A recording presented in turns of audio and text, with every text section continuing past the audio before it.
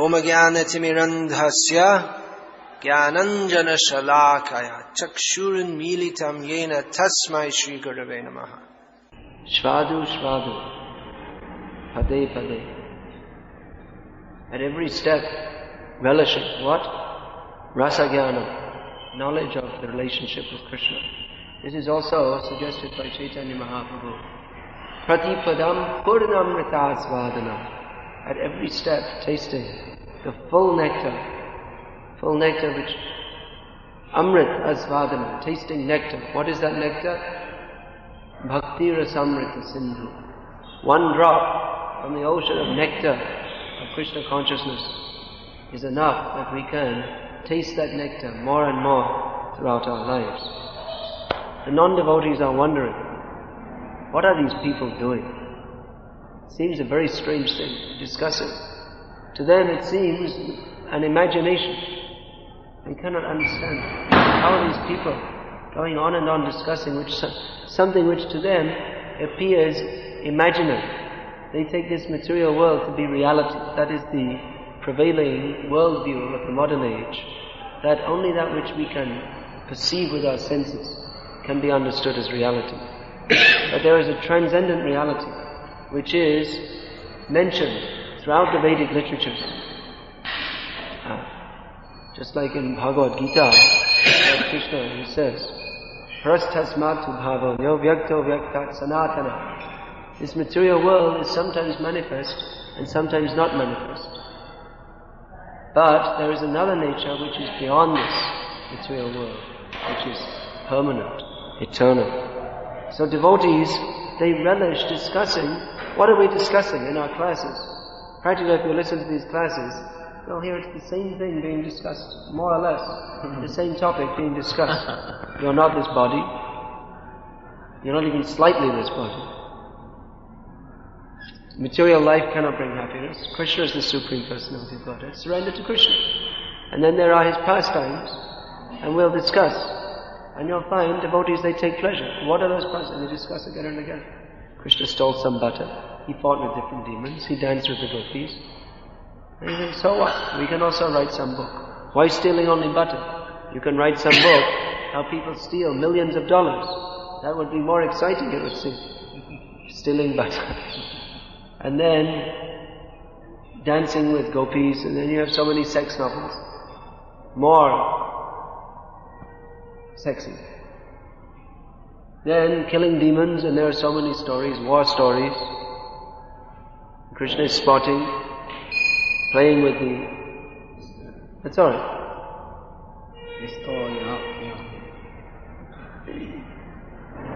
Yeah, then even we have... You may think, well, we have stories of Krishna that no one can have, just like Krishna is lifting the hill. But we also have science fiction, so many imaginary things. Alice in Wonderland, some nonsense story. How one Alice, what does she do? She falls down a well or something like that and finds some funny place. So there are so many stories, but all these stories, they become dull and boring. Especially if you read some detective story, and once you've read it, you can't read it again. Or there may be some very good story, just like Shakespeare. They think is the best thing in literature. Ravindra Swarup Prabhu, he wrote one article in Bhakti Godhead magazine, how he thought that Shakespeare was the ultimate. And he used to read again and again, what nectar, reading Shakespeare, he was thinking. But he found that even Shakespeare, after some time, got a little boring. But then when you come to Srimad Bhagavatam, it's something you can read again and again, and again, and again, and on through life. You see how Prabhupada, now today we're going to watch some videos of Prabhupada speaking. And what is he speaking? You're not this body, surrender to Krishna, material life is useless. Prabhupada every day would say these things. He was going place to place. And again he would say these things. And he took great pleasure in it. Why? Because it's transcendental knowledge. Not that he got bored. Today we're going to talk about material life is useless. Everyone, no. It's interesting. Because this is transcendental knowledge. To understand how this material world is useless and Krishna is the Supreme Lord. whose lotus feet we should surrender to. So that transcendental knowledge that to reject this material world, what is here? This material world, what is the value? Even if you become big rich man, that won't make you happy. I got a letter recently from Nigeria, from a remote part of Nigeria, because I'm writing books and they're distributed in different places. So people write to me. And he said, you please tell me that I'm living in a remote part of Nigeria where maybe only 1% of the population, they know about Krishna consciousness. And in other parts of Nigeria, it's well known. But he said, this is a very remote part. I think must be on the edge of the jungle or something like that. So he said, I have a childhood ambition. I want to be a super rich multi-billionaire. So you please give me some advice. How by the blessings of Lord Krishna, I can become super rich. You tell me by astrology, whatever means possible. And then by getting the money, I'd like to build a temple for Krishna. He wrote. So his desire is to become rich. So many people desire to become rich. But mostly they don't become rich. Well, you see, even the poor man is dreaming. Prabhupada told that story. There was a potter. Potter means he's a poor man. He doesn't have much, simply he's gathering some clay and making pots. That's all. So he's just earning a little money. Pal in Bengal, the Pal, the caste, caste name is Pal. So it's not very high caste, it's Shudra. So they're earning a little money.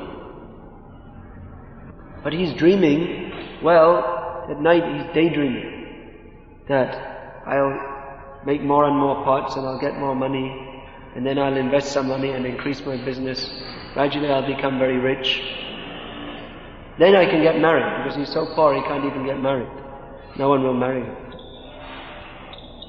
So he's dreaming, I'll have a wife, and then if he's simply dreaming, then if she says anything to me that I don't like, I'll kick her. So in his reverie, in his daydream, he gives a kick, and he only has 2 pots and he breaks them. So whatever he has, he's dreaming of becoming a rich man, but whatever he's got is spoiled.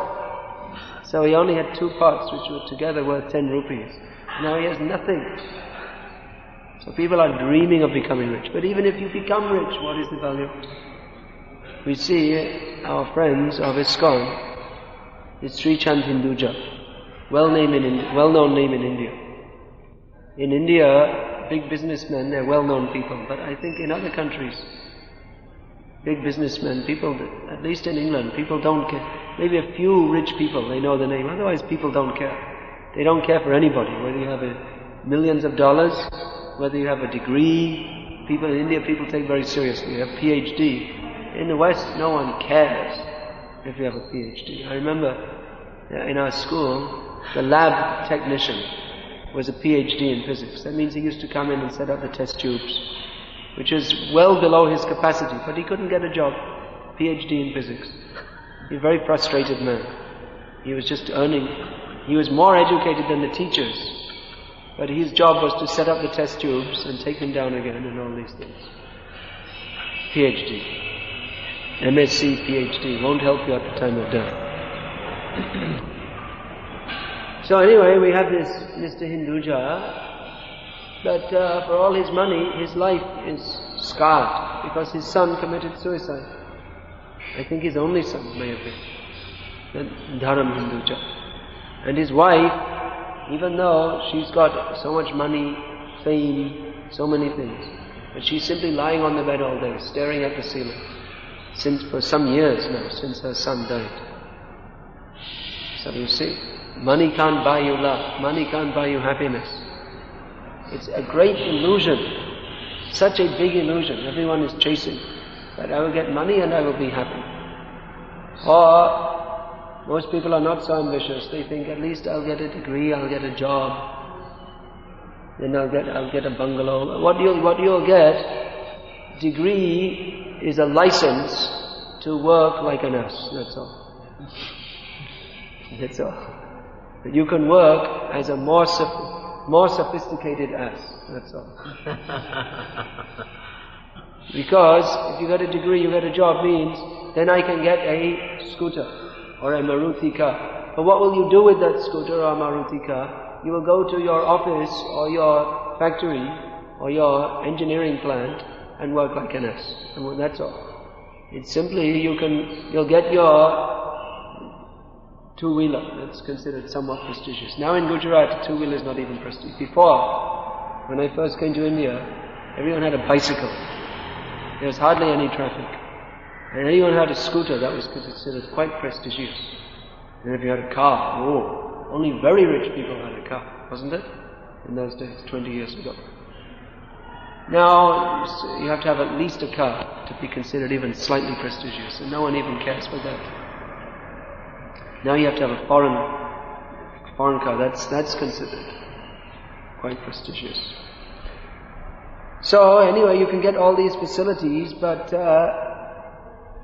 basically your whole life will be how to work like an ass, that's all. And you get, just like the ass, he's fed some grass and different things. So a more sophisticated ass, he may be fed not just grass, but maybe some carrots and some different things to distinguish him from the ordinary asses.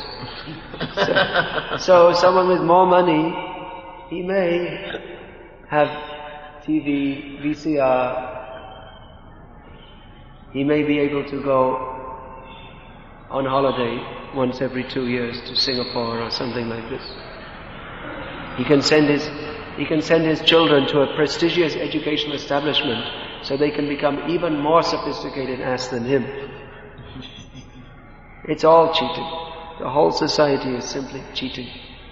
People think, now I'm becoming advanced. You have to wear different prestigious suitings, Raymond suiting, DGM, what is DCM, OGM, Dinesh, I know because I see the advertisements everywhere. You have to wear this suit, which is nonsense, because the suit is not at all suited for the Indian climate. It's so damn hot and people are wearing suits and sweating. Therefore they have to have air conditioning. The proper suiting for India is khadi dhoti, but they have to wear a suit, and then they have sweating like it. Or you see now everyone is wearing these jeans and this. It's very uncomfortable actually for this climate. For the winter maybe, but India is famous as a hot country. But they're wearing this, and it's I know because I used to wear in Bangladesh kami clothes most of the time because Muslim country. I was going to Burma and all. So uncomfortable. You sweat, you get rashes, but for the sake of prestige, people have to wear. So this nonsense society, and there's no taste. What is the taste? The taste is ultimately only sex. That's all. They can enjoy sex with, and they're not satisfied. They're not satisfied. Sex, either very grossly, in the Western countries, they've discovered so much gross ways of having sex. Thank you very much, sir.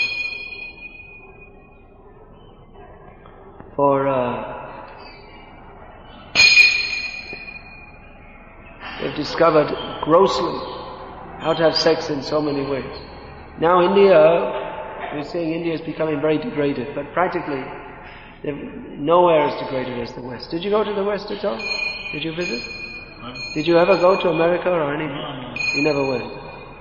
Well, you didn't lose anything, I can assure you. You didn't miss anything. So the society is so degraded that even I heard in America that even at age 14, most of the children, they already had sex. Girls, boys. So if the young people in India hear this, they may think, oh, very nice. But actually they're not happy at all. They're not happy at all. The society is a very sick society. And here in India, it's the same thing, only they're a little bit sophisticated. Everything centers on family life. I will be happy in family life. So actually in Krishna consciousness, we don't say that's totally bad. That you can have your family life, but why should one want to live a happy family life? That in the family life, live peacefully, lead a moral life, and chant Hare Krishna. Center your life on Krishna. But you should know that however happily you're living with your family and children and all these things, that it's all temporary. It's not going to last.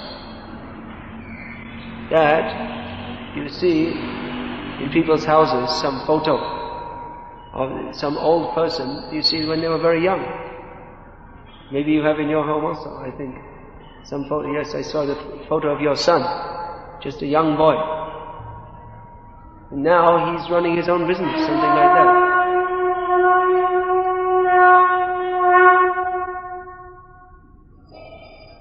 So everything is changing, and you'll see the photos. Who is this photo, you ask? Oh, that's already expired ho gaya. Already died. So we may be very happy in our family life, but unless we develop Krishna consciousness, then what is the point? The hog is also happy in his family life.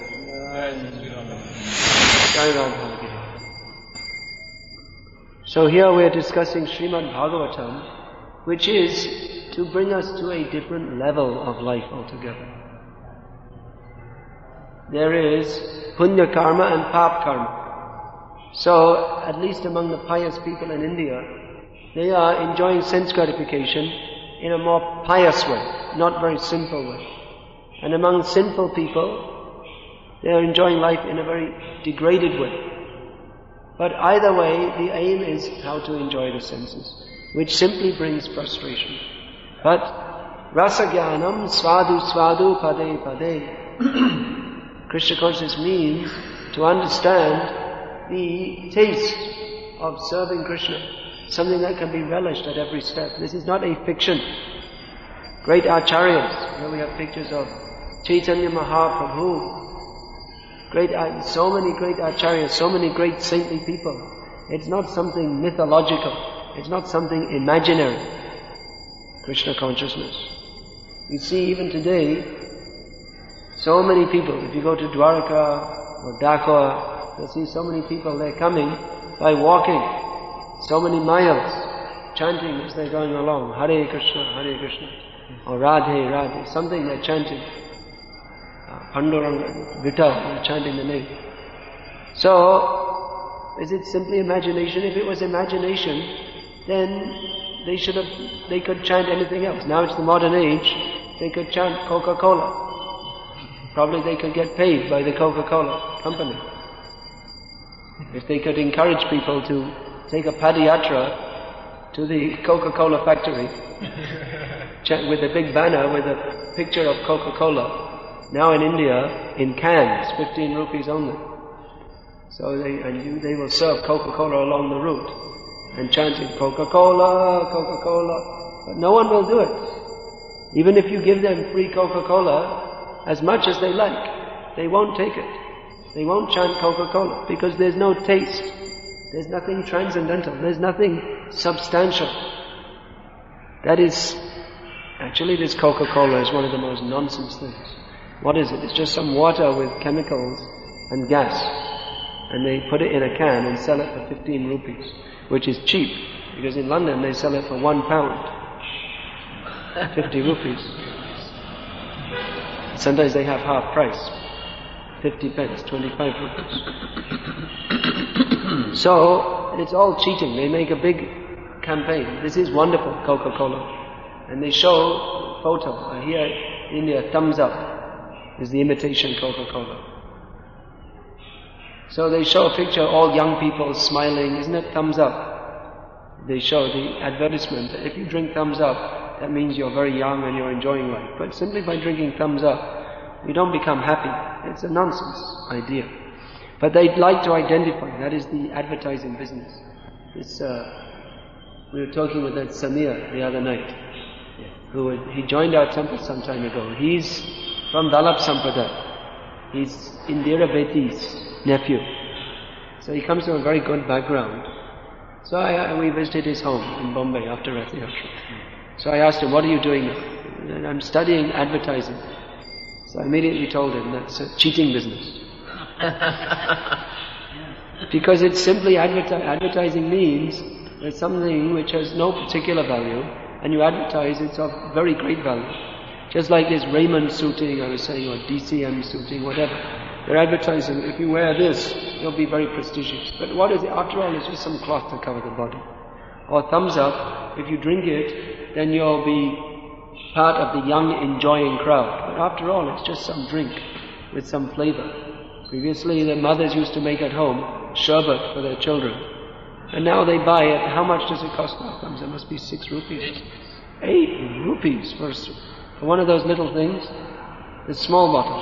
Small little, so 8 rupees. That's 8 rupees. And you see how much cheating. They make the bottle in such a shape that it looks big, but if you pour it, it's not even 1 glass. And 8 rupees. In English, it's called a rip-off. I don't know if they say it in India. Rip-off means out and out cheating. Because it only costs them about less than 1 rupee to make it. And they sell it for 8 rupees. So this is cheating. And how do they sell it? If you simply make it and put it on the shelf, no one will buy it. But they spend a lot of money on advertising. So advertising is all cheating. They're advertising. Thumbs up is very good. Raymond suiting is very good. But after all, if you wear Raymond suiting, it's not, they show, very prestigious and people looking. They've created a myth that this is something wonderful. But after all, it's only some cloth. It's not such a wonderful thing. So, advertising means cheating. But what is the real thing? The real thing is Krishna consciousness. To understand, we're not the body, Krishna is the Supreme Personality of Godhead. There's no cheating in this. There's no cheating. This is reality. Those kirtan mandalis, bhajan mandalis, who are going to Dhaka, they're never going to chant Coca-Cola or Raymond suiting. There's something substantial. This is going on for thousands of years. Because it is something substantial. It's not that it's going to change. It will go on also. Svadhu, svadhu, pade, pade. Those who are spiritually advanced, they take pleasure in that which is reality. We see here the sages, Sutta Goswami, Shonak, so many rishis. They were not interested in Coca-Cola. They didn't serve out Coca-Cola at Naimisharanya. Or they didn't ask all the rishis, take off your... Practically the rishis, they don't wear hardly any clothes. Just whatever is necessary. That's all. Something to cover the body. Nowadays our devotees, they may wear some nice clothing. Because people in the modern age, they judge you by your clothing. So if you wear smart clothes, they think you're from a prestigious institution. But if you wear, just like sadhus, they used to wear very tattered cloth.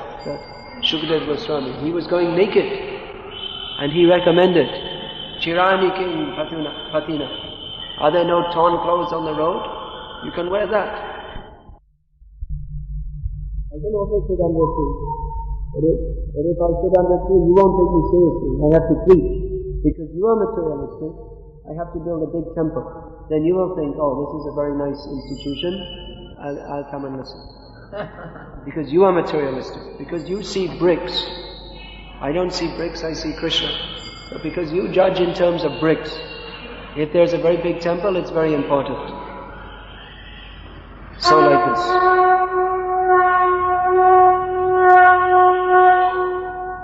Bhaktisiddhanta Saraswati Thakur, he used to speak of ontology and morphology. Ontology means the essence. What is the essence? To understand Krishna. And morphology means the external show that we may use to attract people for preaching. Just like Bhaktisiddhanta Saraswati Thakur, when he was just staying in the mutt, doing sadhana with his disciples, he would simply dress in very simple clothes. But when he would go to a big meeting with big judges and the head of the municipal corporation, big programs, he would dress in very fine clothes and turban and leather shoes and so many different things. That means a show for preaching. So our essence is Krishna consciousness. Let us understand Krishna. Let us discuss this again and again and again. Let us take pleasure in reality. Reality means Krishna. Everything else is useless. This we should understand very clearly. Hare Krishna. Is there any question? Any question?